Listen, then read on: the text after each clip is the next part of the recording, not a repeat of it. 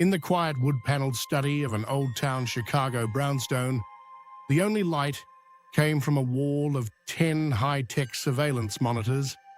Lee Gomez called it self-therapy. But camera 10 was special.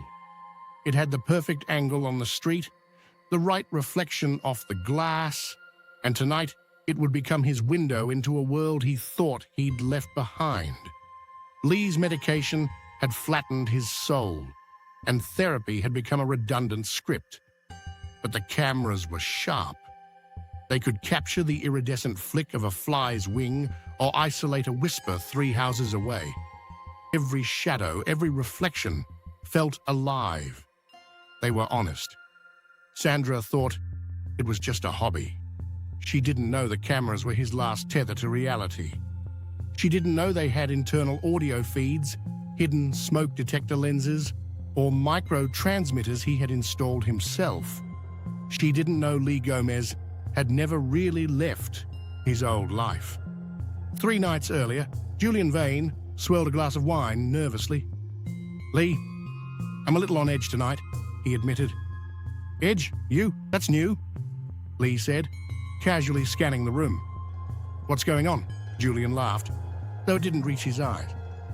"Manuscript, names, operations, people who'd rather remain ghosts. If it goes public, someone could get hurt." "And you're worried about leaks?" Lee asked, leaning casually against the wall. "Hell yes," Julian said, voice tight. "I want eyes on me, discreet. No alarms. Just watch me." Lee crouched near the HVAC vent. "I understand. Consider it done. But just so you know, this is bigger than anyone should see. You might think about going to the DOJ." Julian shook his head. "No DOJ. Hell, they're involved as well. This will bring down powerful people in Washington. If it leaks, it won't just be me. It could spiral out of control." Lee straightened, resting a hand on the vent. "Understood. Discretion is built in." Julian chuckled nervously. "I trust you." Lee moved with precision, installing a micro-directional audio node in the vent, a low-light pinhole lens in the smoke detector, and a tiny encrypted transmitter inside the router. No constant signal, only triggered when necessary. Protection, not intrusion. Julian never knew. "All set," Lee said. Julian smiled faintly. "Honestly, Lee, I don't know what I'd do without you sometimes." The manuscript. Lee had accessed Julian's encrypted manuscript server earlier that evening. Working title, Consortium. The first pages were blank, except for a single line. The following operations were conducted jointly and denied universally. He scrolled. Code names. Black Ops missions. Clandestine operations spanning decades. The National Security Agency. The Central Intelligence Agency. Interpol. Mossad. Not fiction. Not speculation. Documented operations. Identifiable call signs. Julian had leaned over the screen when Lee asked, "This isn't fiction, is it?" Julian's voice dropped to a whisper. "I'm not just writing a book. These are missions. Some of the operatives are still alive. If this goes live, every person named becomes traceable, vulnerable, expendable. Lives could end." Lee nodded, his gaze steady. "You want protection. You want me watching." "Exactly. Discreet." Lee left the server, running quietly in the background, every encrypted packet a ghost in the system, invisible to anyone except him. At 3:00 a.m., the alert came. Camera 4 pulsed red. Lee's eyes locked on camera 10. Julian's penthouse filled the monitor. Thermal overlay, ghosting warm bodies through tinted glass. Audio filters stripping the city down to breath and fabric. Every creak, every shuffle, every faint clink of ice carried weight. Lee noted the subtle reflection of the moon bouncing off a polished frame. A flicker that revealed the trajectory of a hand. A woman in a leather jacket entered. Julian rose. "Like a drink?" he asked. Sure, she replied, voice calm, measured. Julian turned. Two soft, precise, suppressed shots echoed through the audio feed. Julian folded. Lee's coffee cup froze an inch from his lips. The rhythm was familiar. Double tap, controlled recoil. Not a contractor. Trained. Minutes later, a rental truck arrived. Doors hissed open. Three men moved with precision. Wrap, lift, exit. One murmured, "Step one complete." Another answered, "Package secured, no deviations." The first glanced at the windows. Eyes on the perimeter, nothing unusual. The third nodded once. Ready for transit. Lee whispered to himself, like clockwork. Professionals, every move measured. The woman lingered, tilted her head, mapping angles.